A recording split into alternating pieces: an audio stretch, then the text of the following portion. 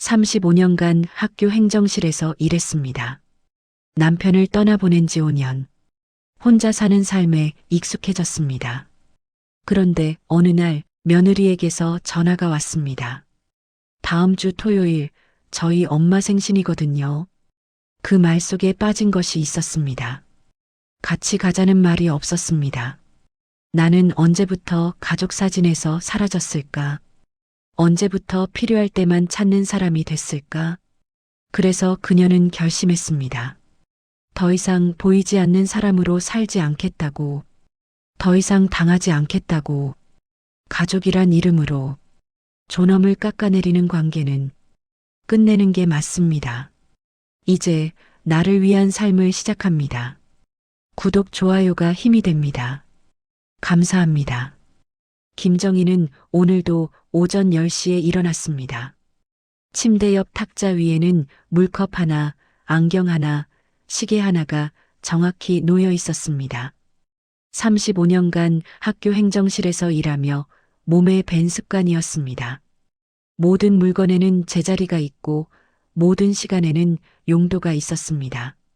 정희는 천천히 일어나 커튼을 걷었습니다.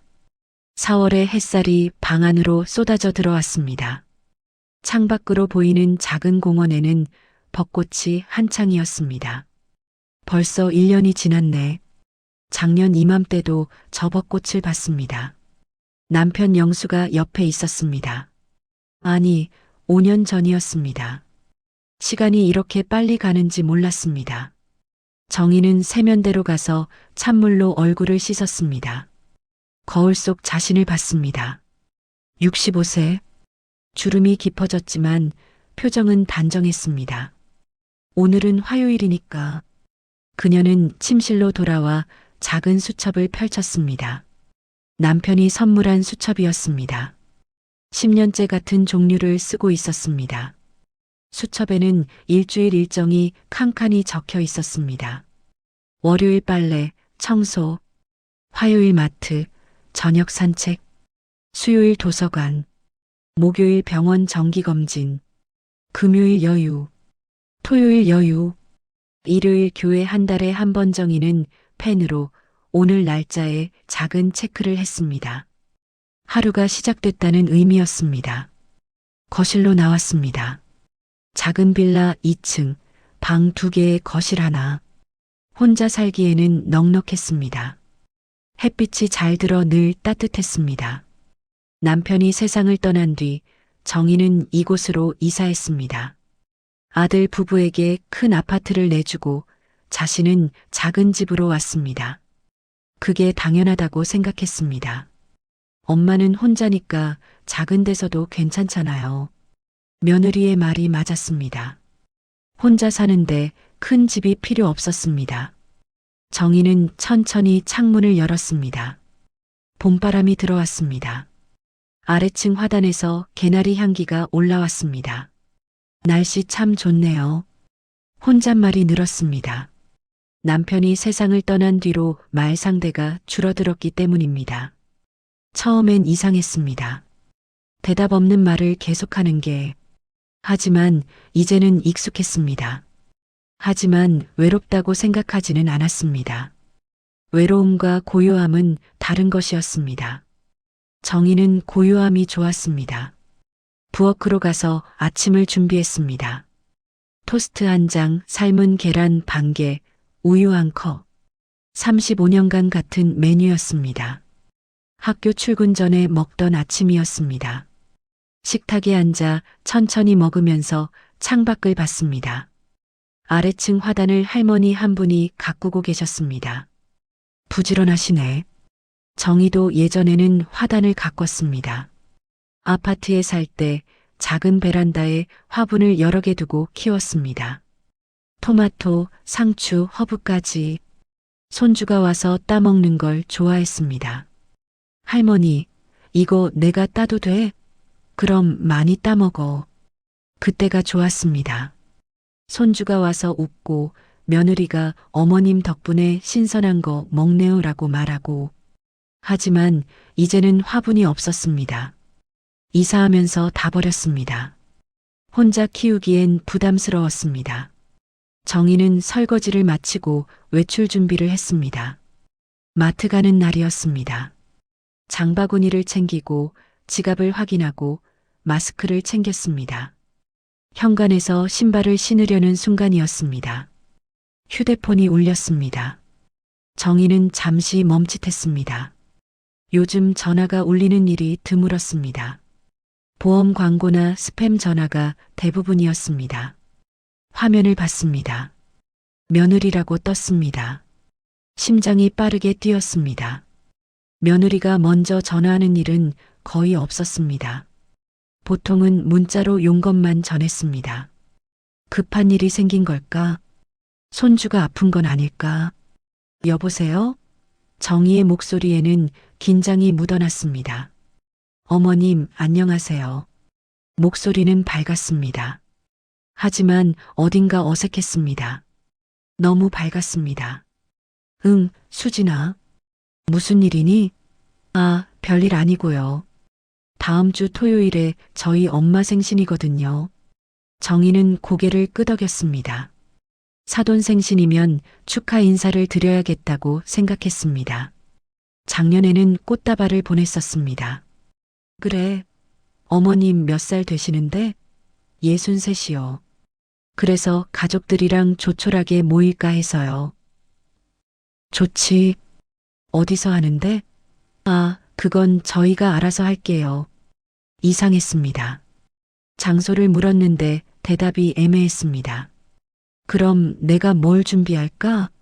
선물이라도 사갈까? 잠깐 침묵이 흘렀습니다.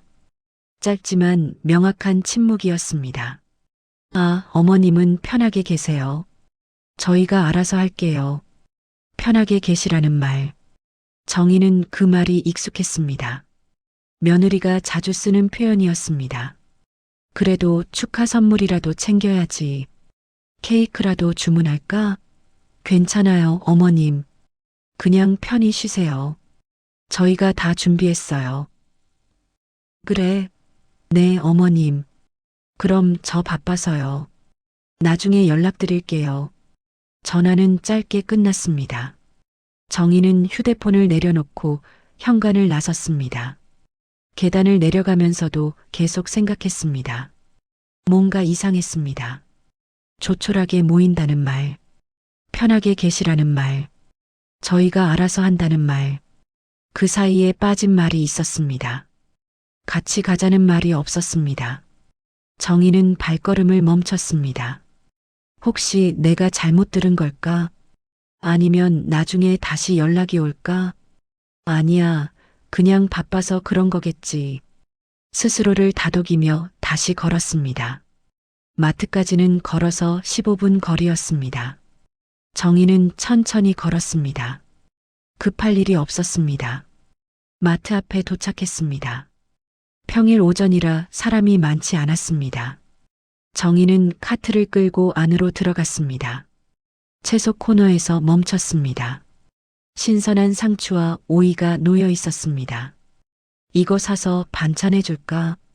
예전 같으면 바로 샀을 것입니다. 아들 부부 집에 가져다 주려고. 하지만 손이 움직이지 않았습니다. 요즘은 안 가니까. 언제부터였을까? 아들 집에 가는 횟수가 줄어든 게 작년 여름쯤이었던 것 같습니다. 반찬을 해서 가져갔는데 며느리가 말했습니다. 어머님, 요즘은 배달 음식도 많고 저희가 할 수 있어요. 힘드시잖아요. 아니야, 안 힘들어. 그래도요. 어머님도 쉬세요. 그 뒤로 정희는 반찬을 덜 가져갔습니다. 가져가도 냉장고에 쌓여 있는 걸 봤습니다. 정희는 장바구니에 자신이 먹을 것만 담았습니다. 두부 한 모, 계란 한 판, 우유 2팩, 과일 조금. 계산대로 가면서 다른 사람들의 카트를 봤습니다. 과자, 음료수, 고기, 채소. 가족이 있는 사람들의 장바구니였습니다. 나도 예전에는 저렇게 샀는데. 계산을 마치고 나오는데 또 휴대폰이 울렸습니다. 이번엔 아들이었습니다.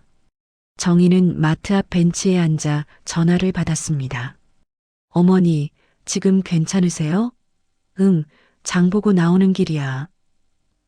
아, 그럼 잠깐만요. 수진이가 말했죠? 장모님 생신건. 정희는 장바구니를 내려놓았습니다. 그래, 들었어. 어머니, 이번엔 좀 크게 할 것 같아요. 장모님이 환갑도 못 챙겼다고 하셔서. 그럼 나도 아니요. 어머니는 바쁘시잖아요. 저희가 알아서 할게요. 바쁘다는 말. 정희는 그 말에 멈췄습니다. 나 안 바빠. 말이 나온 뒤 정희는 스스로 놀랐습니다. 왜 그 말이 나왔는지 몰랐습니다. 아, 그게 아니라 어머니 편하게 계세요. 저희가 잘할게요. 준호야, 나는 어머니, 지금 회사에서 회의에 들어가야 해서요. 나중에 다시 전화 드릴게요. 전화는 또 끊겼습니다. 정희는 휴대폰을 가방에 넣고 장바구니를 들었습니다. 발걸음이 무거웠습니다. 집으로 돌아가는 길, 봄볕은 여전히 따뜻했지만 가슴 한쪽이 시렸습니다. 내가 바쁜 사람이었나? 생각해 봤습니다. 요즘 정희는 바쁘지 않았습니다. 퇴직한 지 2년. 매일이 여유로웠습니다. 하지만 아들은 그렇게 생각하는 것 같았습니다. 엄마는 바쁜 사람이라고, 그래서 초대하지 않아도 된다고. 집에 돌아와 장을 정리했습니다. 냉장고에 두부를 넣고 계란을 정리하고 과일을 씻었습니다. 모든 동작이 기계적이었습니다. 정리를 마치고 거실 소파에 앉았습니다. 텔레비전을 켰습니다. 오후 드라마가 나왔습니다. 시어머니와 며느리가 싸우는 장면이었습니다. 정희는 채널을 돌렸습니다. 보고 싶지 않았습니다.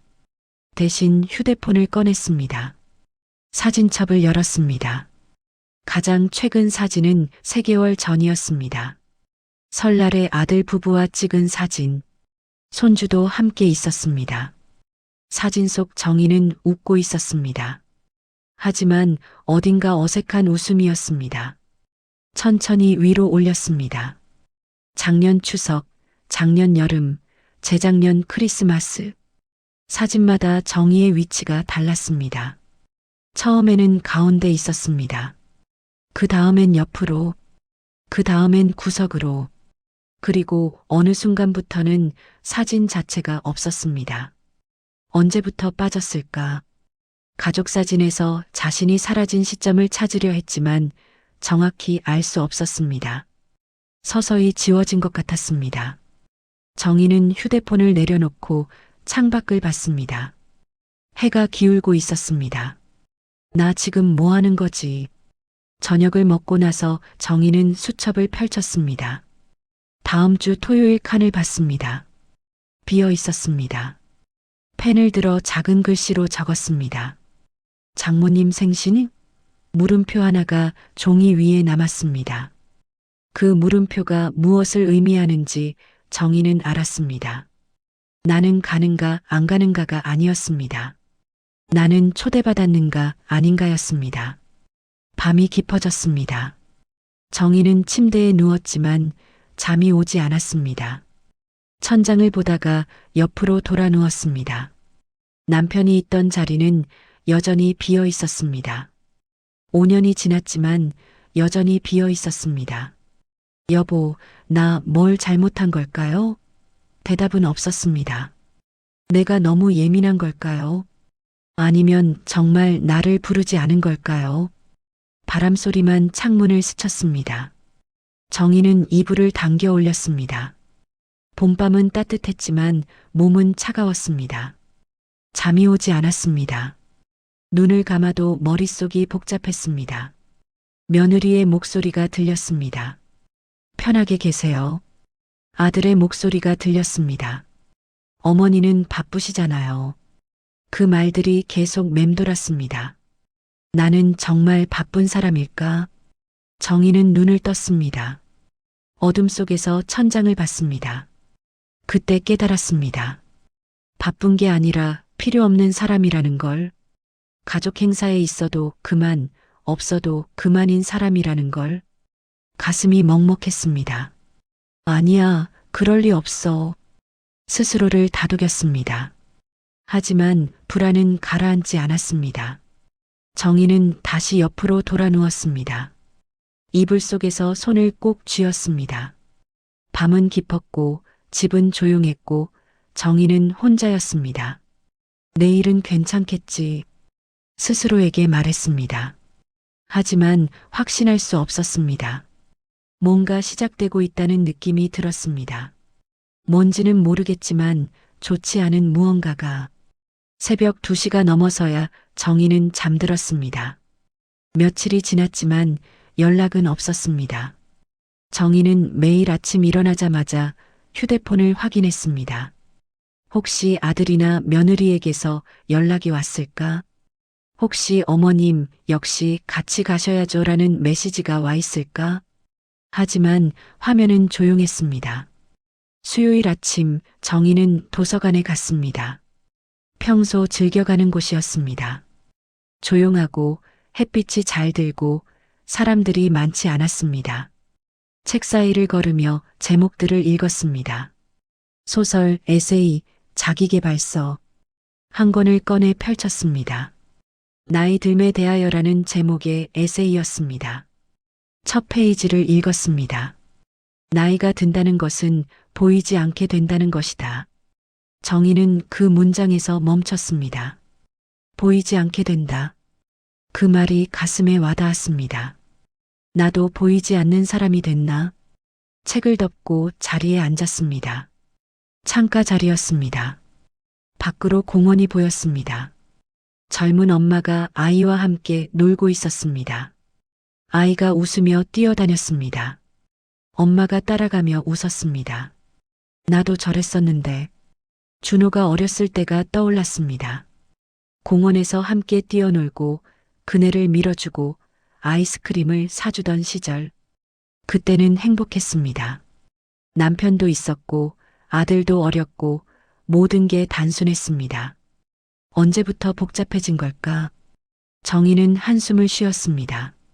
목요일 오전 정희는 병원에 갔습니다. 정기검진 날이었습니다. 3개월에 한 번 가는 내과였습니다. 대기실에서 차례를 기다렸습니다. 주변에는 비슷한 나이의 사람들이 앉아 있었습니다. 어머니, 약 잘 드세요? 옆자리 할머니가 딸로 보이는 젊은 여자와 이야기하고 있었습니다. 응, 잘 먹어. 제가 확인해 드릴까요? 요즘 깜빡하신다고 하셨잖아요. 아이고, 그 정도는 아니야. 내가 아직 정신 멀쩡해. 할머니가 웃으며 딸의 손을 잡았습니다. 딸도 웃으며 손을 꼭 잡았습니다. 정희는 그 모습을 보다가 고개를 돌렸습니다. 김정희님, 간호사가 이름을 불렀습니다. 진료실에 들어갔습니다. 의사가 웃으며 맞아주었습니다. 어떻게 지내셨어요? 네, 잘 지냈습니다. 혈압 재봤는데 정상이네요. 혈액 검사 결과도 좋고요. 다행이네요. 운동은 하세요? 산책 정도요. 좋아요. 계속 그렇게 하세요. 건강하세요. 진료는 5분 만에 끝났습니다. 병원을 나오는 길에 정희는 멈칫했습니다. 바로 집에 가기가 싫었습니다. 어디 갈까? 주변을 둘러봤습니다. 병원 근처에 카페가 있었습니다. 정희는 평소엔 카페에 가지 않았습니다. 돈이 아깝다고 생각했습니다. 하지만 오늘은 들어가고 싶었습니다. 카페 문을 열고 들어갔습니다. 따뜻한 공기와 커피 향이 맞아주었습니다. 어서 오세요. 주문하시겠어요? 젊은 직원이 웃으며 물었습니다. 아메리카노 하나요. 핫으로 드릴까요? 네. 계산을 하고 자리에 앉았습니다. 창가 자리였습니다. 밖에는 사람들이 지나다녔습니다. 커피가 나왔습니다. 정희는 천천히 한 모금 마셨습니다. 쓰네. 하지만 나쁘지 않았습니다. 휴대폰을 꺼내 사진첩을 다시 열었습니다. 가족 사진들을 천천히 넘겼습니다. 3년 전 사진에는 손주가 갓 태어났을 때 모습이 있었습니다. 정희가 아기를 안고 있었습니다. 아들과 며느리가 옆에서 웃고 있었습니다. 이때는 좋았는데, 그때는 정희가 필요한 사람이었습니다. 아기를 돌보고 밥을 해주고 청소를 도왔습니다. 며느리가 말했습니다. 어머님 없으면 저희 어떡해요? 아들도 말했습니다. 엄마, 정말 고마워요. 그때는 자신이 중요한 사람이라고 느꼈습니다. 그런데 지금은 정희는 커피를 내려놓았습니다. 지금은 달랐습니다. 손주가 크면서 정희의 도움이 필요 없어졌습니다. 며느리도 일을 줄였습니다. 나는 이제 필요 없는 사람이 됐나? 커피가 식었습니다. 정희는 자리에서 일어났습니다. 집으로 돌아오는 길에 정희는 아들 부부 아파트 앞을 지나쳤습니다. 발걸음이 자연스럽게 그쪽으로 향했습니다.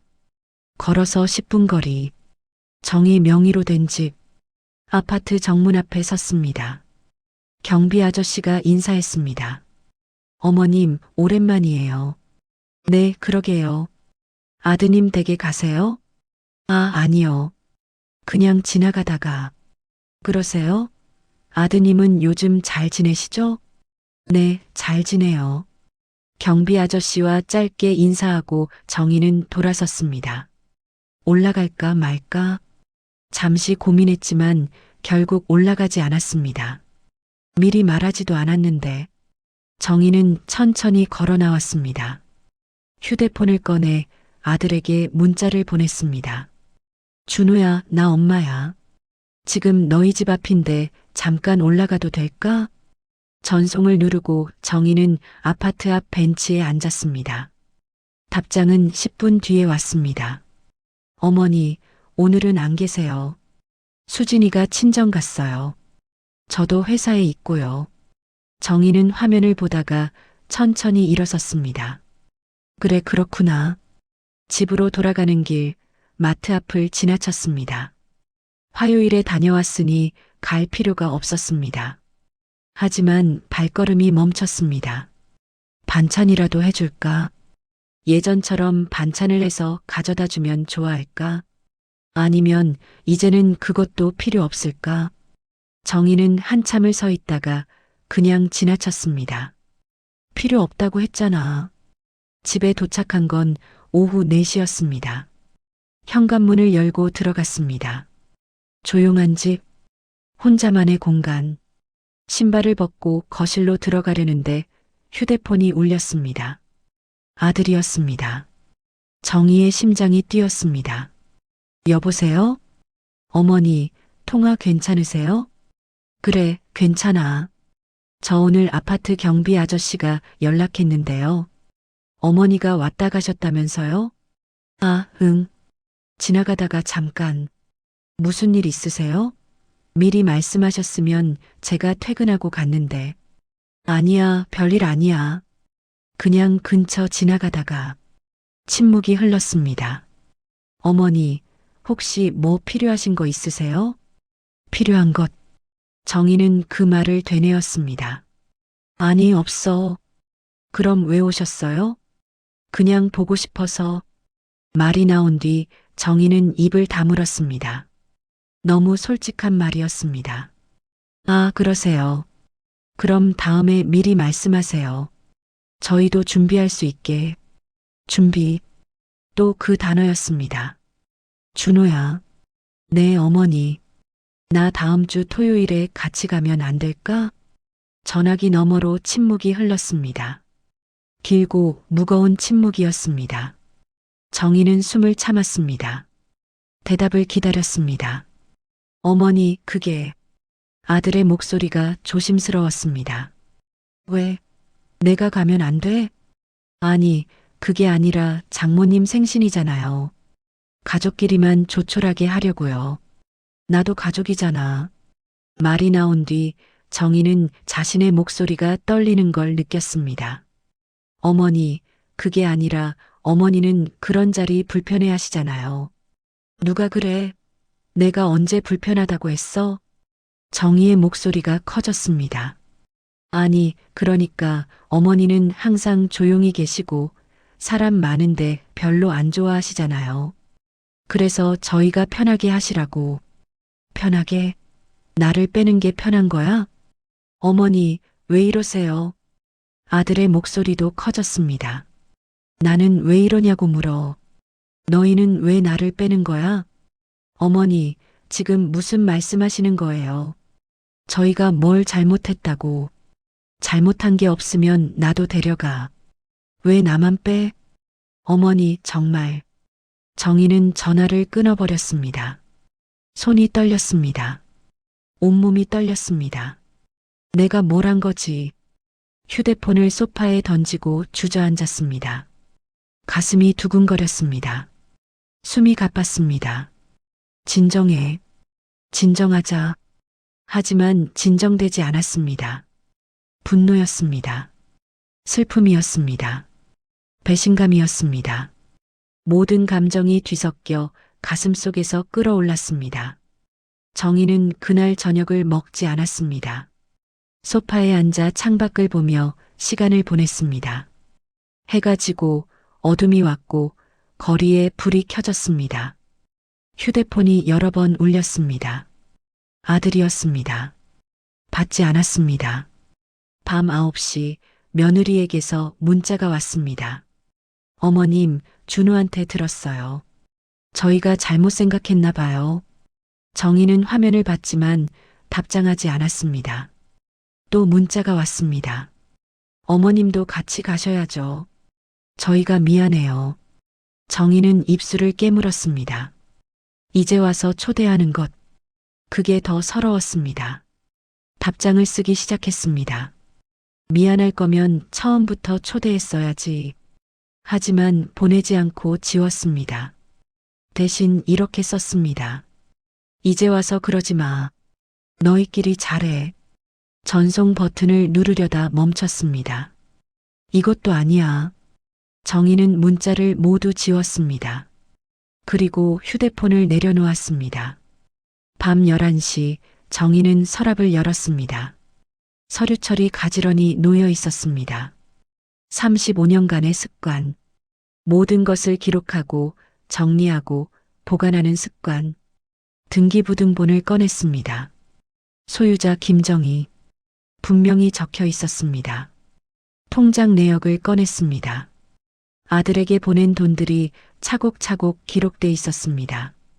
결혼 축의금 500만 원, 신혼집 가전 지원 300만 원, 아이 출산 축하금 200만 원, 명절 용돈 매번 50만 원, 긴급 지원금들 크고 작게 여러 번. 정희는 계산기를 꺼냈습니다. 손가락이 버튼을 눌렀습니다. 숫자가 커졌습니다. 최종 합계를 봤습니다. 이렇게나 2천만 원이 넘었습니다. 정희는 계산기를 내려놓았습니다. 나는 왜 이걸 세고 있는 거지? 자기 자신이 낯설었습니다. 아들에게 준 돈을 왜 계산하고 있는지. 아니야, 나는 그런 사람이 아니야. 하지만 손은 이미 계산기를 들고 있었습니다. 정희는 서류를 다시 정리했습니다. 하나씩 서류철에 끼워 넣었습니다. 모든 것이 제자리로 돌아갔습니다. 하지만 마음은 제자리가 아니었습니다. 그날 밤 정희는 새로운 메모를 썼습니다. 변호사 상담 금요일 오전 10시. 어제 인터넷으로 검색해서 찾았습니다. 집 근처 변호사 사무실. 리뷰가 좋았습니다. 전화로 예약을 잡았습니다.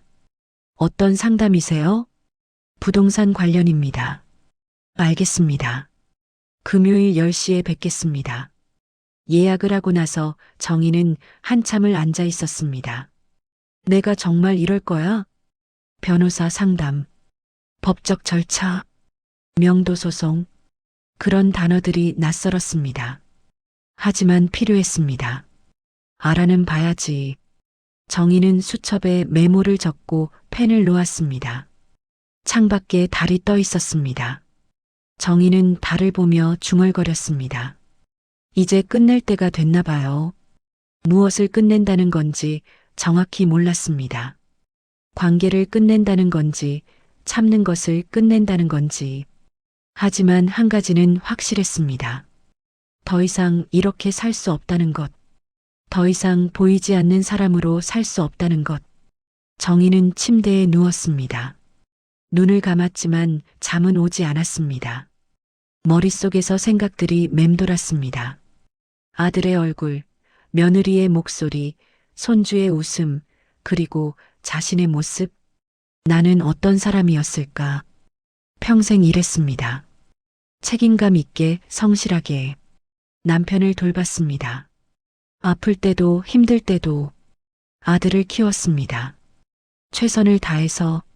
그런데 지금은 아무것도 아닌 사람이 된 것 같았습니다. 필요할 때만 찾는 사람, 돈이 필요할 때만 연락하는 사람. 이게 맞나? 새벽 2시가 넘어서야 정희는 잠들었습니다. 금요일 아침 정희는 평소보다 일찍 일어났습니다. 시계를 봤습니다. 오전 6시 30분. 변호사 상담은 10시였습니다. 시간이 많이 남았지만 잠을 더 잘 수 없었습니다. 일어나서 세면대로 갔습니다. 거울 속 자신을 봤습니다. 눈가에 다크서클이 있었습니다. 어젯밤에 제대로 자지 못한 흔적이었습니다. 괜찮아. 화장하면 돼. 정희는 오랜만에 화장을 했습니다.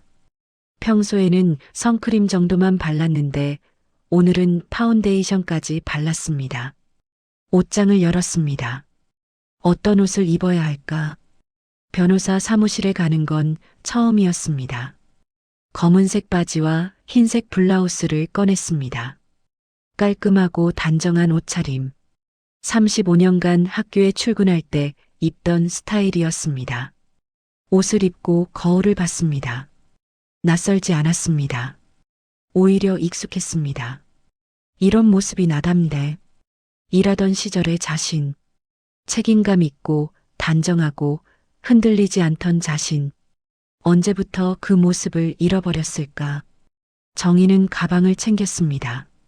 서류처를 확인했습니다. 등기부등본, 통장 사본, 과거 송금 내역. 모두 들어 있었습니다. 빠진 건 없나? 한 번 더 확인했습니다. 완벽했습니다. 부엌으로 가서 아침을 준비했습니다. 하지만 식욕이 없었습니다. 토스트 반쪽과 우유 반 잔만 마셨습니다. 시계를 봤습니다. 오전 7시 40분. 아직 2시간이나 남았습니다. 산책이나 할까? 정희는 집을 나섰습니다. 아침 공기가 상쾌했습니다. 정희는 천천히 동네를 걸었습니다. 익숙한 길이었습니다. 매일 걷던 길. 하지만 오늘은 모든 게 달라 보였습니다. 길가의 꽃들이 더 선명했습니다. 새소리가 더 또렷했습니다. 왜 이럴까?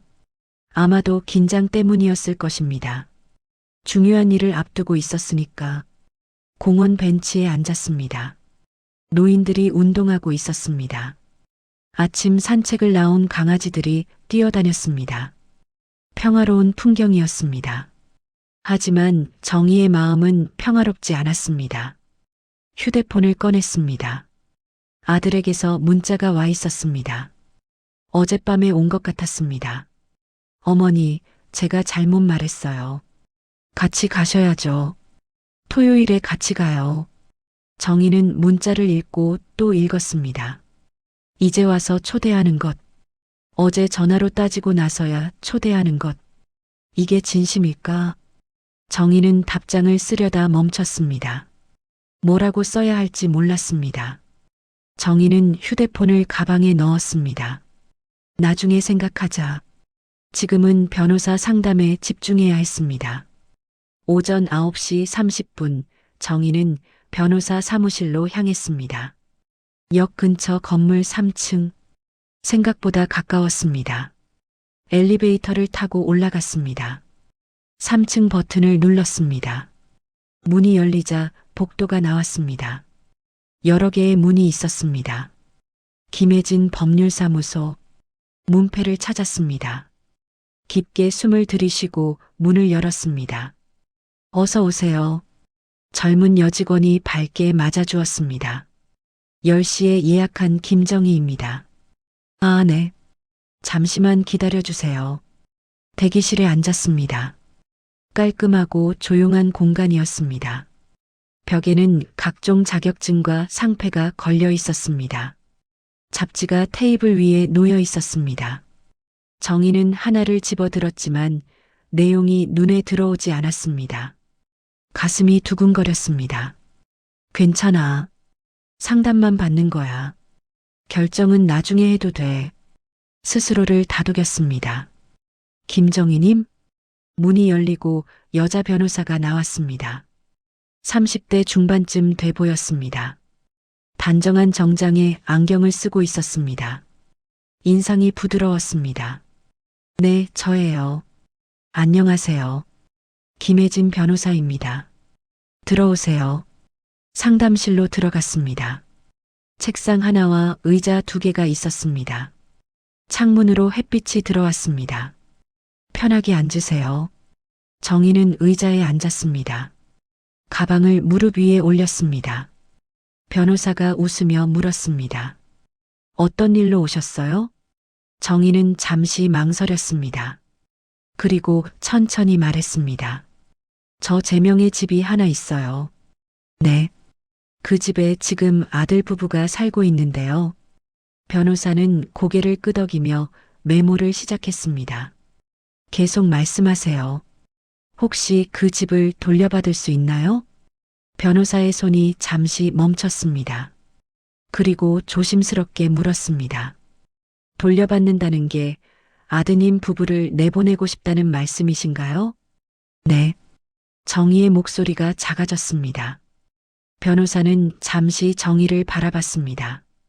판단하는 눈빛이 아니었습니다. 이해하려는 눈빛이었습니다. 어머님 힘드셨겠어요.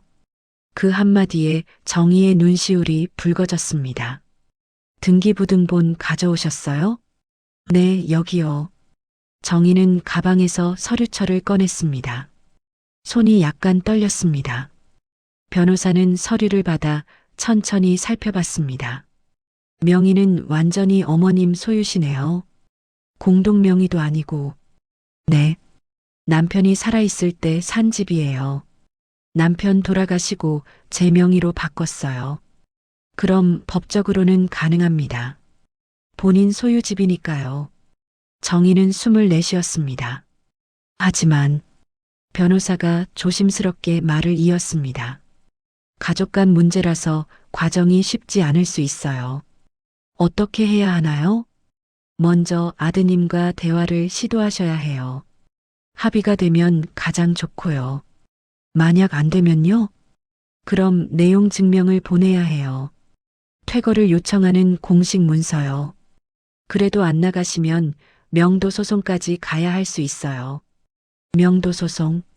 그 단어가 무겁게 들렸습니다. 시간은 얼마나 걸려요? 케이스마다 다른데 보통 6개월에서 1년 정도요. 길면 더 걸릴 수도 있고요. 정희는 고개를 끄덕였습니다. 비용은요? 내용 증명은 몇만 원 정도고 소송까지 가면 수백만 원 들 수 있어요. 정희는 잠시 생각했습니다. 혹시 이런 일 자주 있나요? 가족끼리. 변호사는 잠시 망설이다가 대답했습니다. 생각보다 많아요. 부모님이 자녀에게 집을 빌려주셨다가 관계가 틀어지는 경우, 또는 함께 살기로 했다가 갈등이 생기는 경우. 다들 어떻게 하세요? 어떤 분은 참고 사세요. 자식이니까. 어떤 분은 끝까지 가시고요. 본인의 권리를 찾으려고. 정희는 창밖을 봤습니다. 햇빛이 밝았습니다. 저는 아직 잘 모르겠어요. 정말로 소송까지 가야 하는 건지. 천천히 생각하세요. 급하게 결정할 일은 아니니까요. 변호사가 명함을 건넸습니다. 더 생각해 보시고 필요하시면 언제든 연락 주세요. 일단 오늘은 상담만 받으신 거니까 부담 갖지 마세요. 감사합니다. 정희는 명함을 받아 가방에 넣었습니다. 어머님, 변호사가 정희를 불렀습니다. 네, 어머님 잘못이 아니에요. 본인 집에서 살고 싶으신 건 당연한 권리예요. 그 말이 가슴에 와닿았습니다. 고맙습니다. 상담을 마치고 밖으로 나왔습니다. 정희는 건물 앞 벤치에 앉았습니다. 한참을 그냥 앉아 있었습니다. 머릿속이 복잡했습니다. 내용 증명, 명도 소송, 6개월에서 1년. 그 시간 동안 아들과는 어떻게 되는 걸까? 손주는? 며느리는? 정말 이렇게까지 해야 하나? 정희는 고개를 떨어뜨렸습니다. 휴대폰이 울렸습니다. 며느리였습니다. 정희는 잠시 망설이다 전화를 받았습니다. 여보세요. 어머님, 저 수진이에요. 응, 알아. 어머님, 토요일에 같이 가세요. 저희가 잘못 생각했어요. 정희는 대답하지 않았습니다. 어머님? 수진아, 솔직하게 물어볼게. 네, 어머님. 너희 진짜 나랑 같이 가고 싶어? 전화기 너머로 침묵이 흘렀습니다. 아니면 내가 어제 따져서 어쩔 수 없이 초대하는 거야? 어머님, 그게 아니라. 솔직하게 말해줘. 나는 괜찮아. 며느리가 한숨을 쉬었습니다. 어머님, 저희가 잘못 생각했어요. 어머님도 당연히 가셔야죠. 당연히? 정희의 목소리가 차가워졌습니다. 그럼 처음부터 왜 안 불렀어? 그게 어머님이 불편해하실까봐. 나는 안 불편해. 너희가 불편했던 거지. 어머님, 됐어. 안 갈게. 어머님, 제발. 정희는 전화를 끊었습니다. 가슴이 답답했습니다.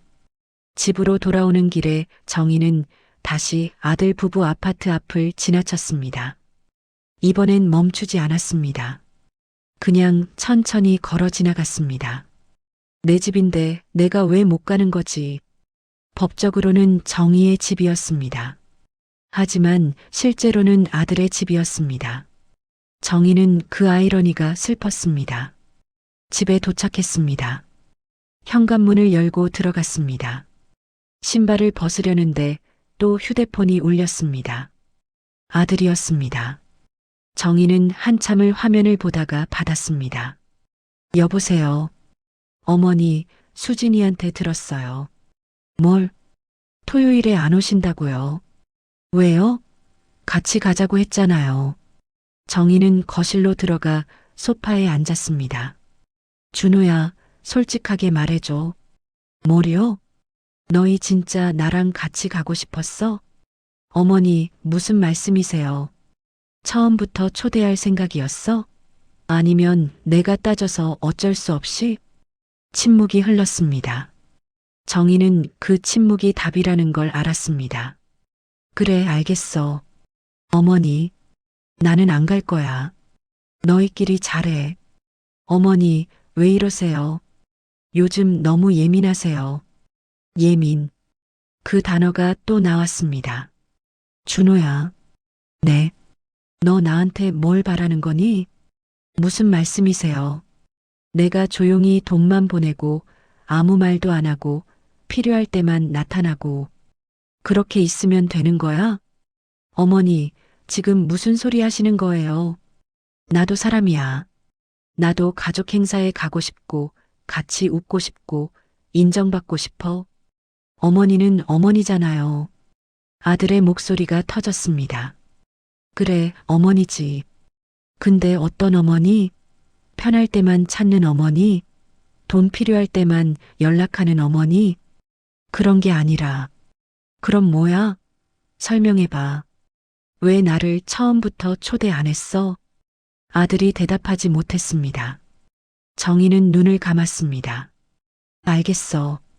내가 너무 따진 것 같네. 미안해. 어머니, 나 이제 지쳤어, 준호야.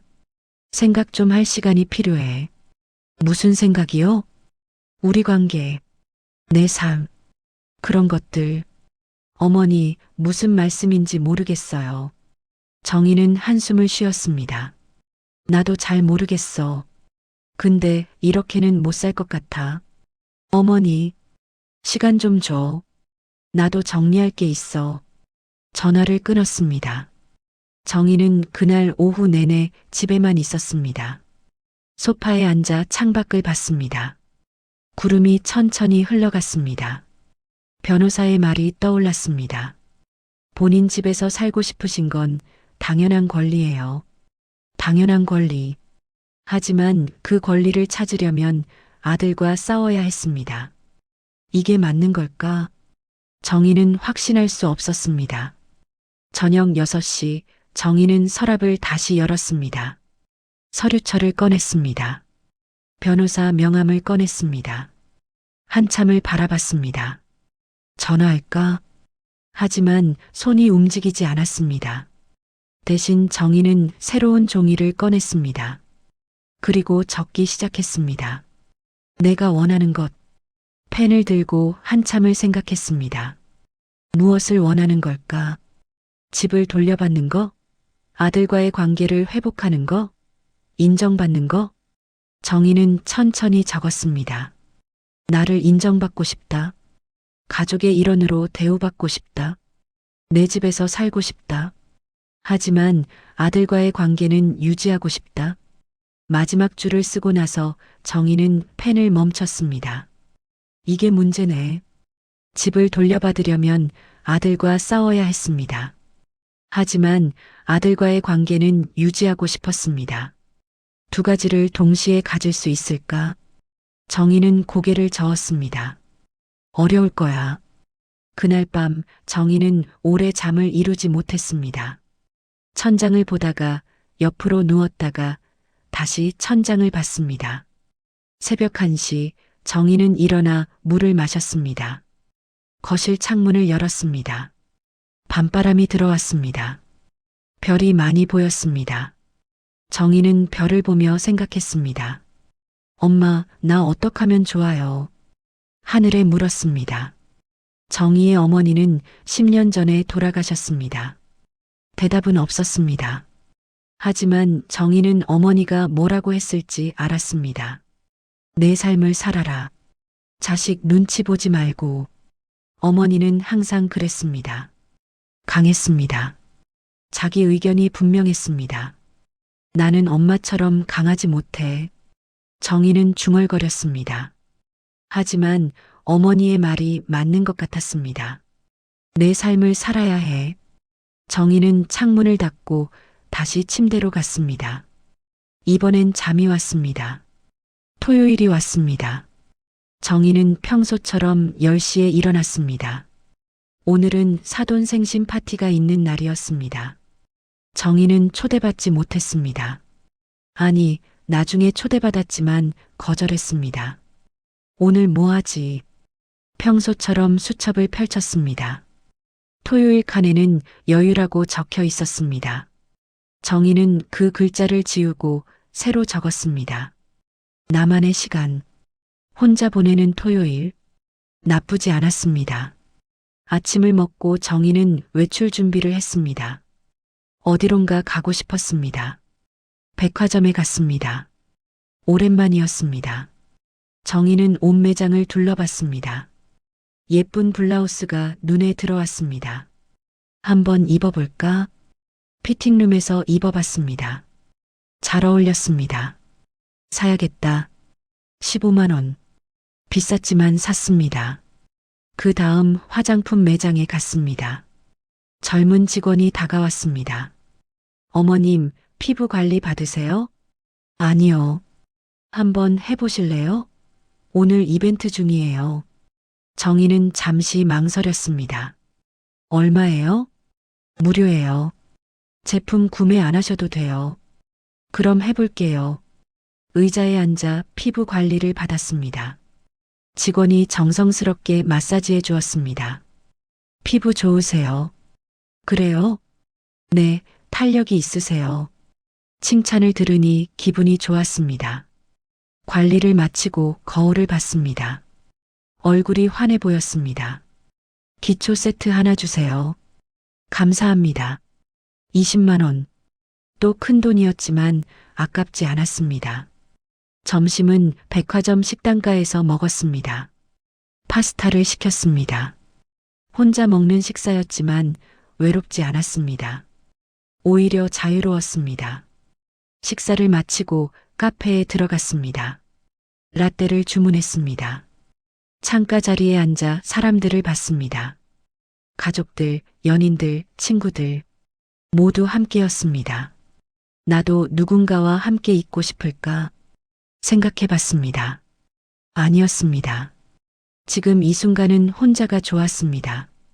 오후 3시 정희는 집으로 돌아왔습니다. 쇼핑백을 들고 현관문을 열었습니다. 새 옷과 화장품, 오랜만에 자신을 위해 쓴 돈이었습니다. 가방을 내려놓고 소파에 앉으려는데 휴대폰이 울렸습니다. 모르는 번호였습니다. 여보세요? 어머님, 저 수진이 친구 민지예요. 혹시 기억하세요? 아, 며느리 친구. 결혼식 때 본 적이 있었습니다. 그래, 기억해요. 무슨 일이에요? 제가 오늘 파티에 왔는데요.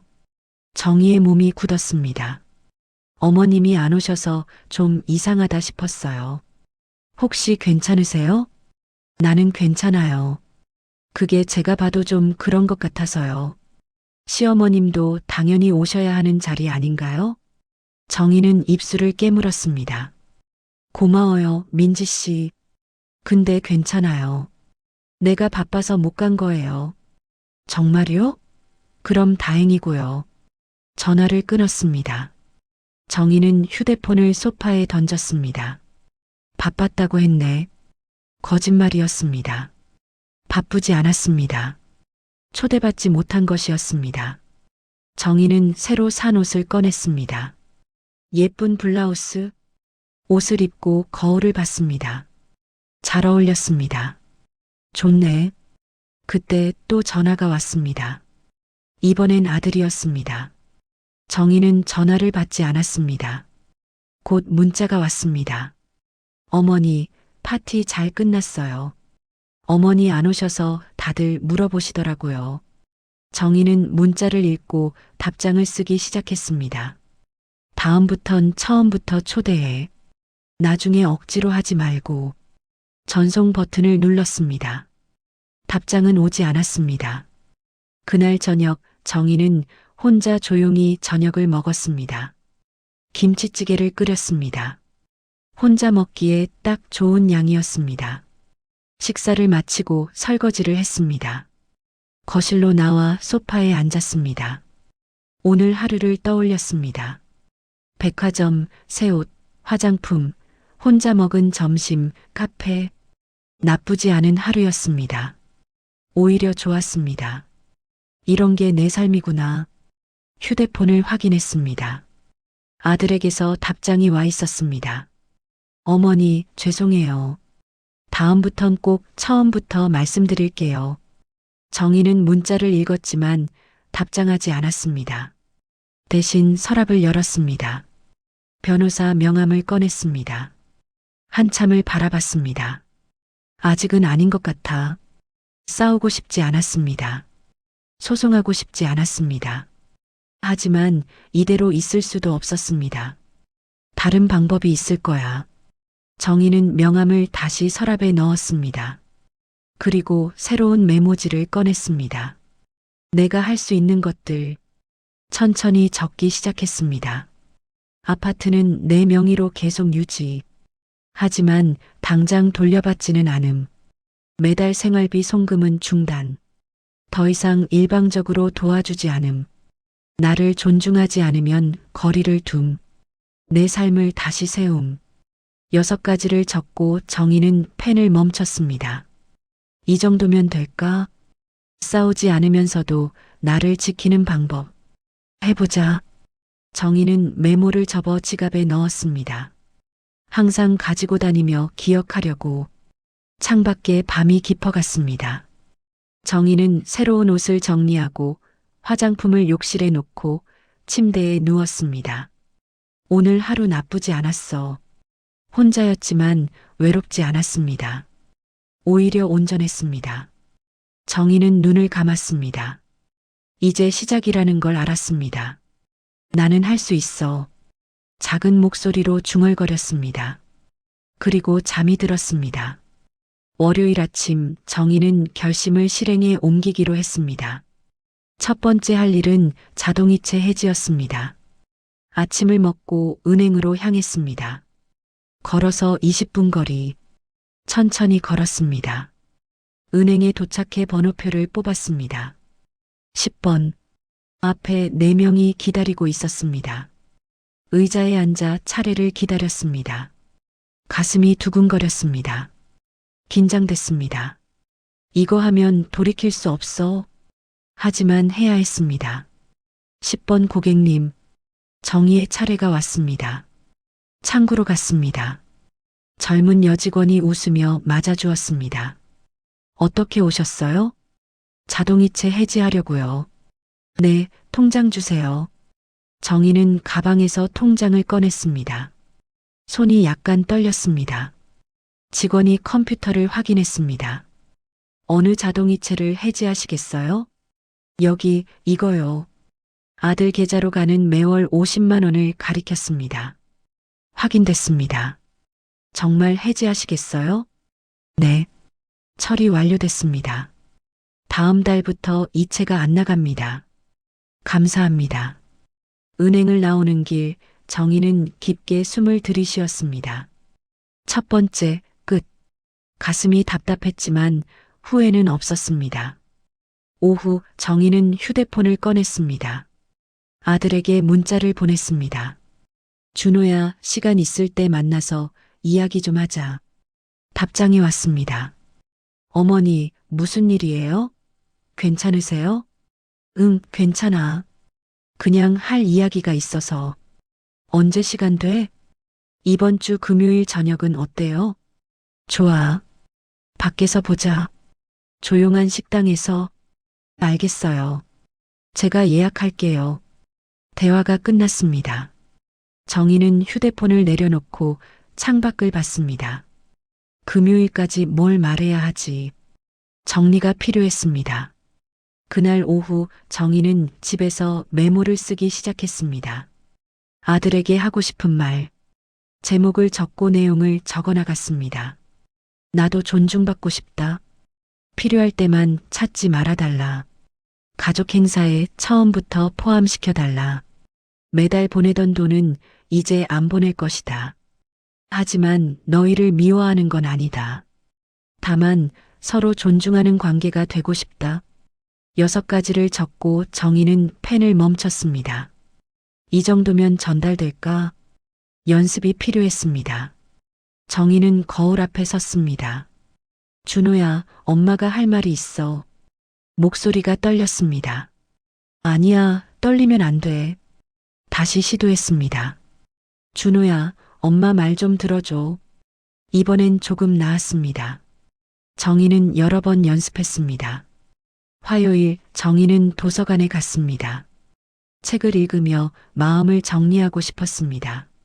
관계에 대하여라는 제목의 책을 빌렸습니다. 한 구절이 눈에 들어왔습니다. 건강한 관계는 일방적이지 않다. 서로가 서로를 존중할 때 비로소 가능하다. 정희는 그 문장을 여러 번 읽었습니다. 일방적이지 않은 관계. 지금 아들과의 관계는 일방적이었습니다. 이제는 바꿔야 해. 수요일 정희는 옆집 할머니를 만났습니다. 복도에서 마주쳤습니다. 정희 씨, 요즘 얼굴이 좋아 보여. 그래요? 응, 뭔가 달라진 것 같아. 화장도 하고. 정희는 웃었습니다. 조금 신경 쓰고 있어요. 잘하는 거야. 자기 자신한테 잘해야지. 할머니가 정희의 손을 잡았습니다. 정희 씨, 혼자 사는 거 외롭지? 가끔요. 나도 그래. 근데 익숙해지더라고. 혼자가. 그러게요. 그래도 가끔은 사람이 그리워. 그럴 땐 나한테 놀러와. 차라도 마시자. 고마워요. 목요일 정희는 병원에 갔습니다.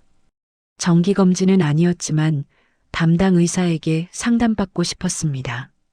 선생님, 요즘 잠을 잘 못 자요. 무슨 일 있으세요? 가족 문제가 좀 있어서요. 의사는 고개를 끄덕였습니다. 스트레스 때문이시군요. 마음이 편해지는 게 중요해요. 가족 문제가 해결되지 않으면 약을 먹어도 소용없어요. 정희는 고개를 끄덕였습니다. 알겠습니다. 병원을 나오며 정희는 생각했습니다. 금요일에 제대로 이야기해야겠어. 금요일이 왔습니다. 정희는 평소보다 신경 써서 옷을 입었습니다. 새로 산 블라우스를 입고 화장을 했습니다. 거울을 보니 자신감이 생겼습니다. 좋아, 할 수 있어. 저녁 6시 정희는 약속 장소로 향했습니다. 역 근처 한 식당. 아들이 예약한 곳이었습니다. 식당에 도착하니 아들이 이미 와 있었습니다. 어머니, 응, 왔어. 자리에 앉았습니다. 마주보고 앉았습니다. 어머니, 무슨 이야기 하려고요? 아들이 조심스럽게 물었습니다. 정희는 물을 한 모금 마셨습니다. 준호야, 엄마 말 좀 들어줘. 네, 말씀하세요. 정희는 깊게 숨을 들이쉬었습니다. 나도 존중받고 싶어. 필요할 때만 찾지 말고 평소에도 생각해줬으면 좋겠어. 가족 행사가 있으면 처음부터 나를 포함시켜줘. 아들이 눈을 깜빡였습니다. 어머니, 아직 끝 안 났어. 매달 보내던 돈, 이제 안 보낼 거야. 아들의 얼굴이 굳었습니다. 왜요? 너희도 이제 독립해야지. 나도 내 생활이 있어. 어머니, 그럼 저희는. 준호야, 너 월급 받잖아. 수진이도 일하잖아. 충분히 살 수 있어. 하지만은 없어. 이제 너희가 알아서 해야 해. 침묵이 흘렀습니다. 그렇다고 너희를 미워하는 건 아니야. 다만 서로 존중하는 관계가 되고 싶어. 어머니, 저희가 어머니를 존중 안 했나요? 정희는 아들을 똑바로 봤습니다. 솔직하게 생각해봐. 지난 생신 파티, 나 처음부터 초대 안 했잖아. 내가 따진 뒤에야 초대했지. 그게 존중이야? 아들이 대답하지 못했습니다. 식사가 나왔습니다. 하지만 둘 다 손을 대지 않았습니다. 한참 뒤 아들이 입을 열었습니다. 어머니, 죄송해요. 제가 어머니 마음을 생각 안 했어요. 그래. 앞으로는 잘할게요. 정희는 고개를 저었습니다. 말로만 하지 마. 행동으로 보여줘. 네, 어머니. 그리고 이제 돈은 기대하지 마. 나도 내 노후를 준비해야 해. 알겠어요. 대화는 그렇게 끝났습니다. 식사를 하는 동안 둘은 말이 없었습니다. 밥을 다 먹고 밖으로 나왔습니다. 어머니, 집까지 바래다 드릴게요. 아니야, 괜찮아. 나 혼자 갈 수 있어. 그래도, 준호야, 나 혼자 잘 살 수 있어. 걱정 마. 정희는 아들에게 등을 돌리고 걸어갔습니다. 뒤돌아보지 않았습니다. 집에 돌아온 정희는 소파에 주저앉았습니다. 다 말했다. 가슴이 후련했습니다. 동시에 불안했습니다. 휴대폰을 확인했습니다. 며느리에게서 전화가 와 있었습니다. 정희는 전화를 걸었습니다. 여보세요. 어머님, 저 수진이에요. 준호한테 들었어요. 어머님, 저희가 정말 잘못했어요. 며느리의 목소리가 떨렸습니다. 이제 알았으면 됐어. 앞으로는 잘할게요. 약속드릴게요. 수진아, 약속은 지켜야 해. 말로만 하지 말고. 네, 어머님. 전화를 끊고 정희는 창밖을 봤습니다. 밤하늘에 별이 떠 있었습니다. 이제 어떻게 될까? 알 수 없었습니다. 하지만 한 가지는 확실했습니다. 정희는 더 이상 예전의 자신이 아니라는 것. 그날 밤 정희는 편안하게 잠들었습니다. 1년이 지났습니다. 정희는 여전히 작은 빌라에서 살고 있었습니다. 하지만 삶은 많이 달라져 있었습니다. 매주 화요일에는 요가 수업을 들었습니다. 수요일에는 도서관에서 독서 모임에 참여했습니다. 목요일에는 복지관에서 봉사활동을 했습니다. 금요일은 친구들과 차를 마시는 날이었습니다. 바쁘지만 행복한 일상이었습니다. 아들과는 한 달에 2번 정도 만났습니다. 관계는 예전만큼 가깝지 않았습니다. 하지만 서로를 존중하는 관계가 됐습니다. 그것으로 충분했습니다. 어느 토요일 오후 정희는 혼자 카페에 앉아 있었습니다. 책을 읽다가 창밖을 봤습니다. 사람들이 지나다녔습니다.